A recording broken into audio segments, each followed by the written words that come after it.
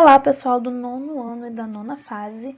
Aqui é a professora Bárbara e nessa semana nós vamos falar sobre equação do segundo grau. Bom, a equação do segundo grau ela pode ser representada por ax ao quadrado mais bx mais c igual a zero, onde a, b e c são números reais, são os coeficientes, e o termo a nunca poderá ser zero. O a sempre será o número que acompanha o x ao quadrado. O número representado pelo coeficiente b sempre será o que acompanha o x que não está ao quadrado. E o coeficiente c é o número que estará sozinho, que não vem acompanhado nem de x ao quadrado. No exemplo fica mais simples. 2x ao quadrado mais 4x menos 6 igual a zero. O a é o 2, porque é ele que está com o x ao quadrado. O b é o 4, porque é ele que está com o x. E o c é o menos 6, porque é ele que está sozinho. No outro exemplo, x ao quadrado menos 5x mais 2 igual a zero. O a é 1, porque quando não tem valor nenhum, sempre será 1. B é menos 5 e C é 2. No terceiro exemplo, 0,5x ao quadrado mais x menos 1. O A é o 0,5, o B é 1 e o C menos 1. Gente, quando nós temos os valores de A, B e C diferentes de zero, quando nenhum deles for zero, nós dizemos que essa equação do segundo grau é completa. Todos os coeficientes são diferentes de zero. Mas pode acontecer de B ser zero ou C ser zero ou os dois serem zero. E quando isso acontece, nós dizemos que a equação do segundo grau é incompleta. O único coeficiente que nunca será igual a zero é o a, porque se acontecesse isso, não seria uma equação do segundo grau. Vamos olhar uns exemplos. 2x ao quadrado menos 4. O a continua sendo 2, porque é o número que acompanha o x ao quadrado. O b é o número que acompanha o x, mas não tem x que não seja ao quadrado. Então, significa que b é zero. E menos 4 é o número que está sozinho, logo, ele é o c. Menos x ao quadrado mais 3x igual a zero. O a é quem acompanha o x ao quadrado. Então, nesse caso, menos 1. B é quem acompanha o x que não está ao quadrado, o x que está elevado a 1. Então, nesse caso, b igual a 3. E não tem nenhum número sozinho.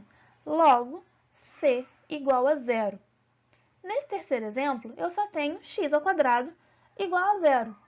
Isso significa que o coeficiente de x ao quadrado é 1, logo, a é igual a 1. E eu não tenho nenhum termo que acompanha de x elevado a 1 e nenhum termo sozinho.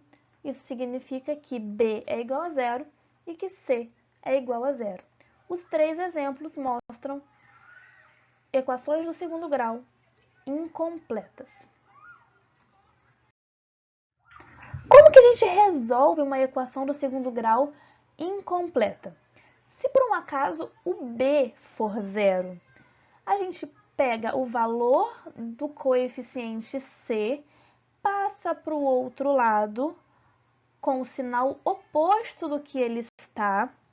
Depois pegamos o coeficiente a, que está com o x ao quadrado, passamos dividindo e, por último, tiramos a potência do x ao quadrado e passamos para o outro lado como mais e menos raiz do valor que está aqui.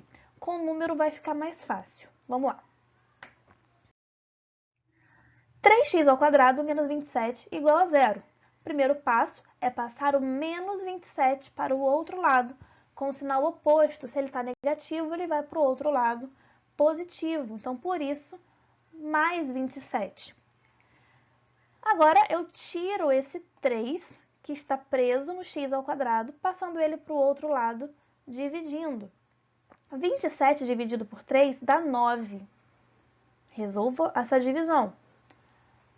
Por último, eu tiro esse 2 do expoente, essa potência, e passo ela para o outro lado. Ela vai chegar do outro lado como raiz, sendo que nós temos sempre que colocar o valor positivo e negativo, mais e menos raiz de 9. Então, raiz de 9 é pensar que número vezes ele mesmo que dá 9. Esse número é o 3.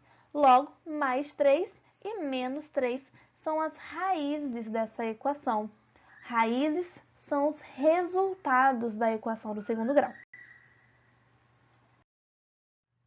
Quando acontecer do C ser igual a zero, eu tenho somente os coeficientes A e B, eu não tenho nenhum termo sozinho.